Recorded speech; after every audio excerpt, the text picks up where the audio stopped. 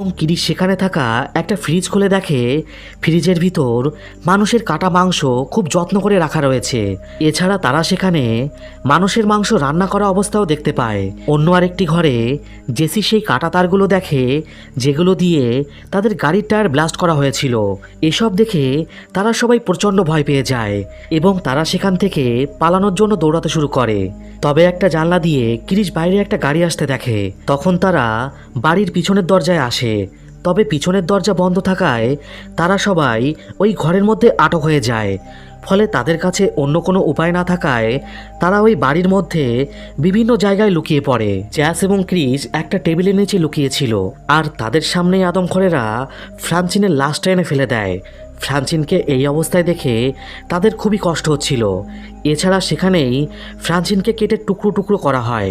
অন্যদিকে স্কট এবং কার্লি অন্য রুম থেকে এই সমস্ত দৃশ্য দেখছিল।